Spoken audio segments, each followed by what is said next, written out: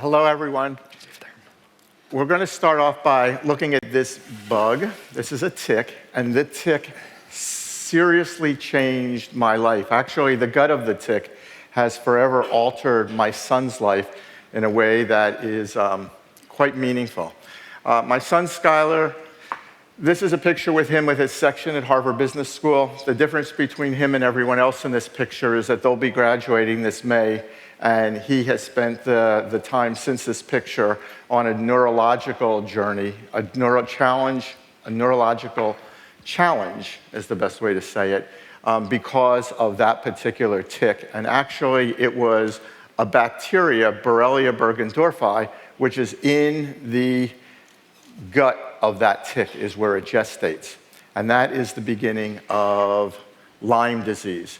Lyme manifests itself in many different ways. There's a Neuro-Lyme. Well, they don't really call it Neuro-Lyme. It basically will cross the blood-brain barrier. This is a very sinister bacteria because it will take many, many different forms. And if it thinks it's being attacked, it will even hide itself by encapsulating itself. You can think of roly-poly, where it'll just lay in wait, and when the immune system is compromised, it will then come out again.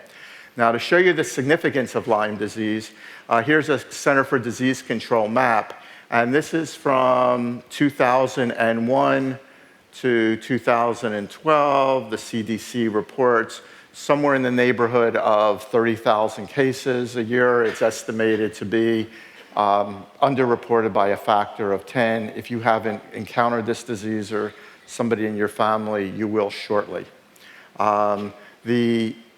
Basically, the main treatment for it is antibiotics.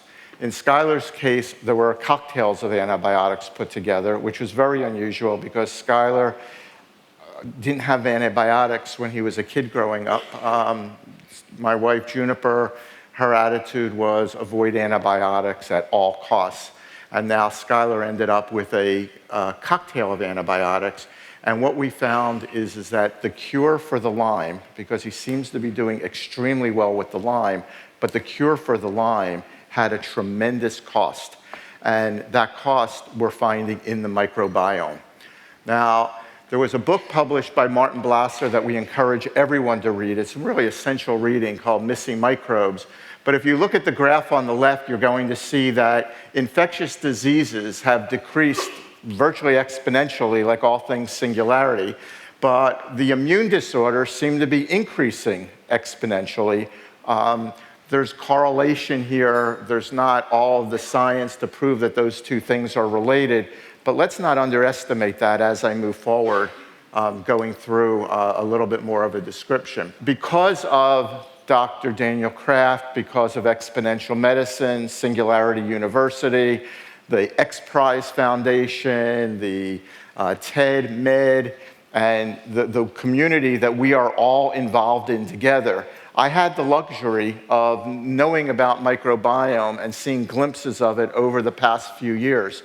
And so when Skylar was diagnosed, the Craig Venter Institute, JCVI, started an IRB-approved study on Skylar that was funded by the George and Betty Harbaugh Charitable Foundation, where we started to sequence Skylar's microbiota, his stool, his saliva, and his urine every single week. Okay, so we are now deep into a microbiome study, and as I said, from that original tick, our world is very, very different as far as how we live in the world and understand microbes. Now, this graph is basically what we found with Skylar's biome, and these are on the bottom, across the bottom, are the JCVI analysis of the bacteria in his gut. And the thing that's really interesting about this is that they should be a rainbow of colors of different guts. I'm not here as a scientist offering scientific information.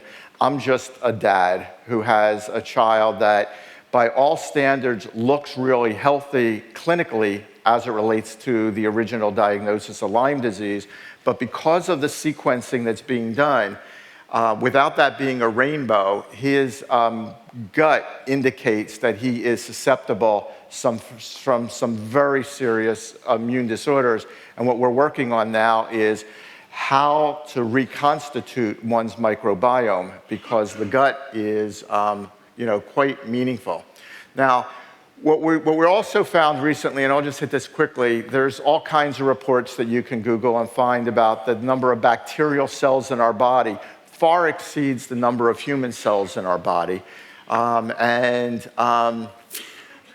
What people started doing many, many years ago, somewhat experimentally in Minnesota and in Australia decades ago, was a theory that if people had problems with their bowel, that maybe you could do what they are calling fecal matter transplants, where they would take and it's fecal microbial. It comes with lots of different types of names as far as what they're calling it.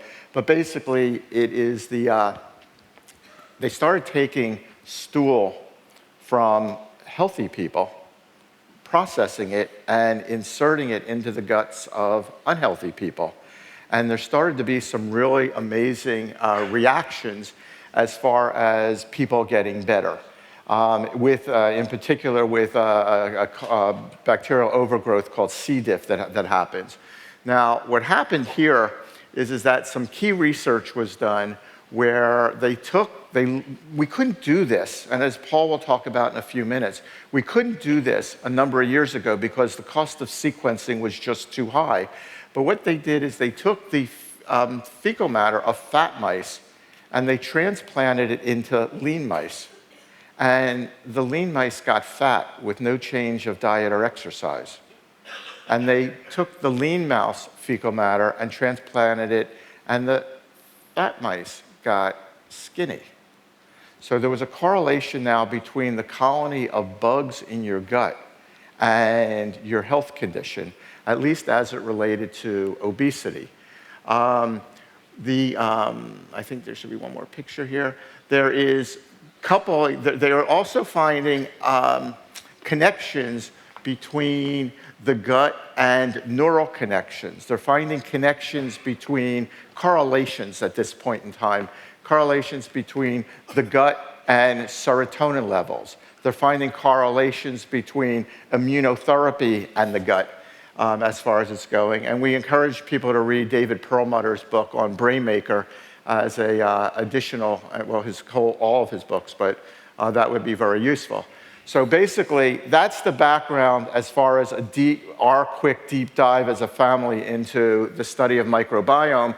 But we had the real benefit of being here in San Diego with the most remarkable work that's taking place in microbiome, in our opinion, the most remarkable work that's taking place anywhere in the world. And we're very, very active in this area of microbiome, and I'll come back and talk at the end again, but I'd like to turn it over to the Vice Chancellor for Innovation at the University of California. Paul? Thank you, Lee. Good morning, everybody. So, first of all, it's kind of scary to think that we're all 90% bug and only 10% human, right? I'm here to tell you about UC San Diego's support for this microbiome effort. Why are we interested in this and why are we supporting this? Because this exploration in microbiome, we believe, is the new frontier in medicine. We believe that this has the potential to completely change the way that we manage health and disease in the future. And we also believe that we are the ones that are uniquely positioned here to be the global leaders in this field. So, as Lee pointed out, the microbiome is extremely important. From the moment of your birth, all throughout your life, you're interacting with the environment to shape the balance of microbes that live in you and on you, and it's that balance of microbes that keeps you healthy. And there's growing evidence now to suggest that if that balance is in any way perturbed by stress or environmental factors or antibiotics, as Lee pointed out, that you can go from being in a state of health to a state of disease. And we're not just talking one disease. The microbiome has been linked to a vast array of diseases, everything from autism, depression, cancer, diabetes, obesity, gastrointestinal disorders. The list goes on and on and on. And the reason why the microbiome is so important in this, and not to go deep into the science in it, but the bugs in your gut, essentially, and the metabolites that they produce have an effect on the central regulatory process in your body, everything from digestion through the nervous system, immune system, endocrine system, etc. And it's through those processes that they have the effect, these vast, wide-ranging effects in your body. And an example of that is babies that are born through C-section do not have the advantage of coming in contact with the mother's microbiome, which is present in the birth canal. So those babies are at a distinct disadvantage from birth, and as you can see, they're at a significantly increased risk of all sorts of different diseases. So this just shows you the importance of developing the microbiome right from birth. So understanding this microbiome in detail and how it really relates to health and disease, we believe is going to help us develop new interventions, therapies, and diagnostics, which will change the face of management of both health and disease. And in order to take advantage of this, our Chancellor just 2 weeks ago announced the formation of this Microbiome Initiative. This is a multidisciplinary initiative across the campus, which really is aimed at putting us in the forefront of this field. The first thing that we did is we hired the best people. Rob Knight is internationally recognized as the leading voice in microbiome research. He's the co-founder of the American Gut Foundation, project. He's central to the NIH Human Microbiome Project, and so on.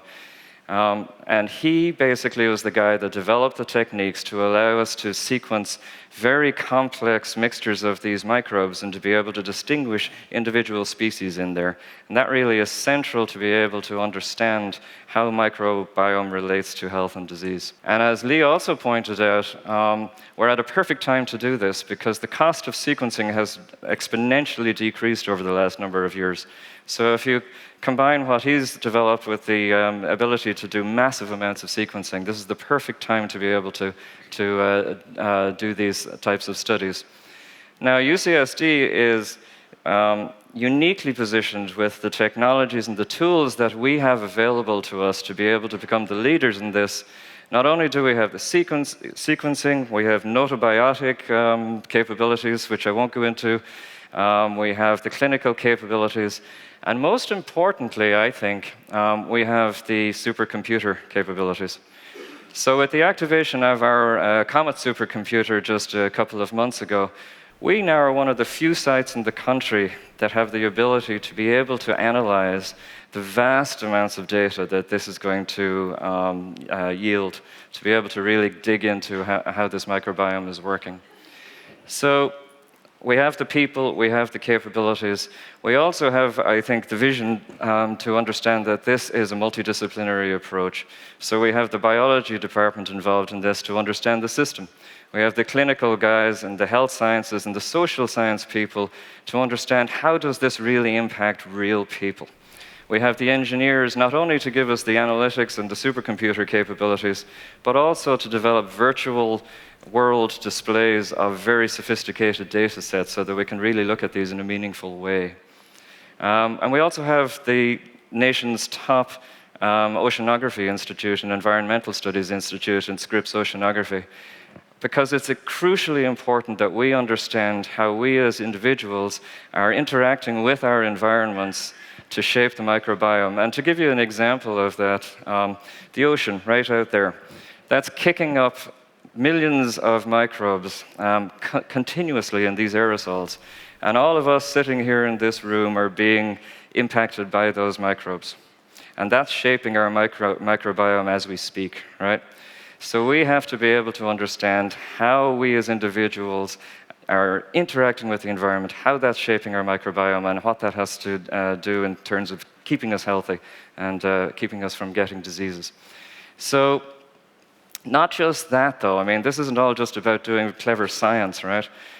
We also, in this initiative, have the business school. We have the innovation departments, where we manage everything from the intellectual property through accelerated business creation, investment in businesses, very, very close ties to the private sector, these companies who are actually going to develop the products and services that are going to make an impact. So this isn't just about doing science. This is about having a real impact and changing the face of healthcare as we know it. So with that, I think what I'll do is I'll let the Chancellor of UCSD just for a minute tell you what his vision for this initiative is.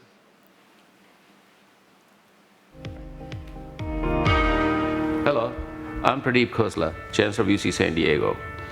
Not long ago, we developed UC San Diego's first ever strategic plan that sharpened our vision as a student-centered, research-focused, service-oriented public university. Today, I'm proud to announce a new interdisciplinary effort that will advance our work in this area, the UC San Diego Microbiome Initiative.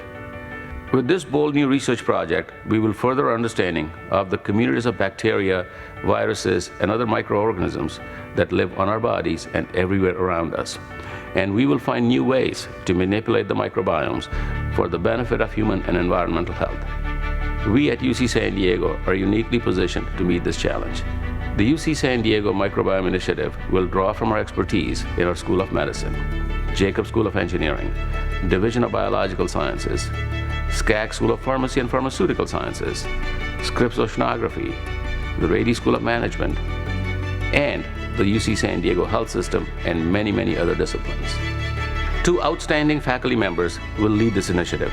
Dr. Rob Knight, who's a pioneer in the microbiome field, and Dr. Kit Pogliano, a microbiologist and a leader in our Division of Biological Sciences.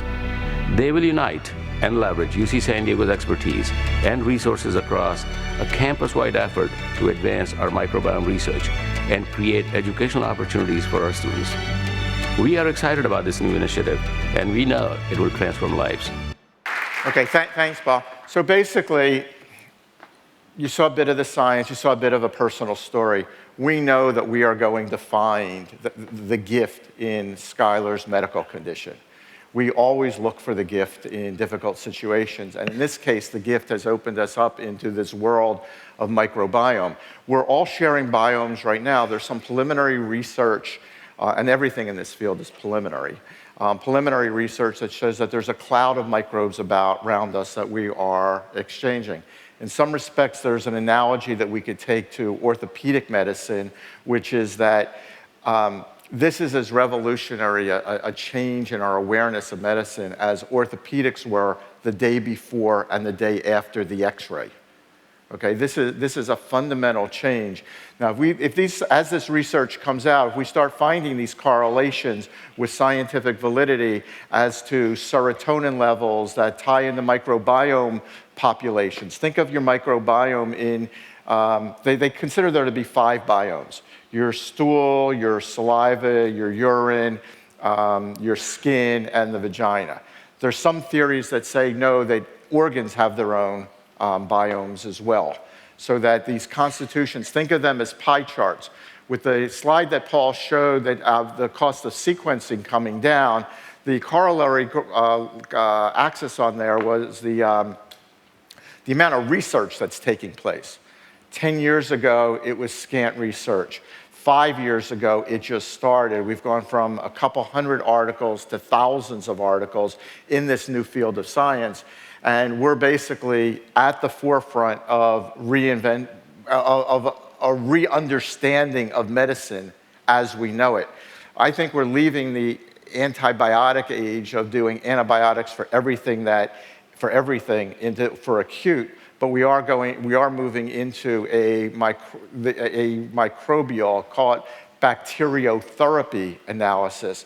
When we start finding for the documented correlations based on the work that Larry Smarr is doing with the COMET supercomputer tied to Rob Knight's work, we're really in a situation here to find these correlations to all the things we've talked about, plus a number of different disease states.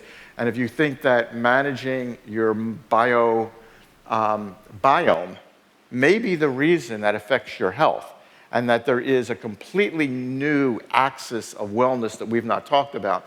So there's a number of ways to play. Direct donation to UCSD is, of course, really welcome. PRIs for foundations so that there's direct investment if they don't want to make direct donations.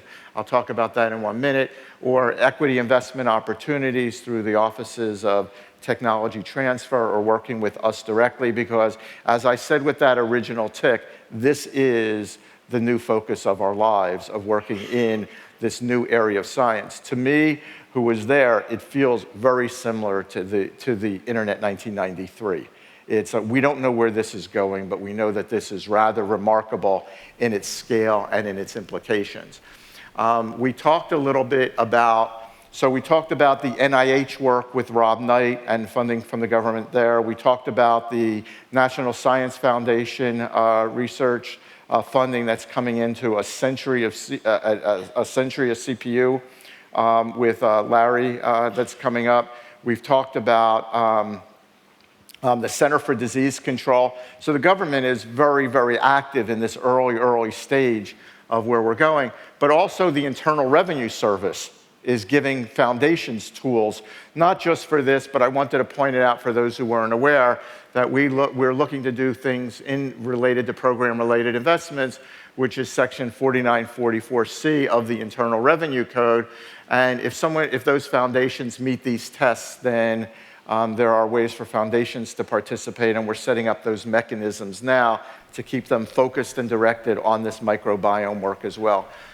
But as a member of the San Diego community for many, many years living here, we are so proud and so honored and so humbled to see the work that the University of California, San Diego is doing, to know that the center of this new research is coming out of the University of California. San Diego is just so exciting, and the fact that we're all here together today having this conversation, Paul, I'd just like to honor you and honor the Chancellor and honor this tremendous group of scientists. And when the announcement was made by the university, I think there's some statistic that came up that Paul might want to refer to, which is over 100 scientists signed up within 24 hours that they wanted to be working on this project with the university. So we welcome you to the frontier of the science of microbiome, and we look forward to participating in this most amazing journey of understanding our bodies and understanding life as we know it. So thank you very much, and thank you, Daniel, for having us.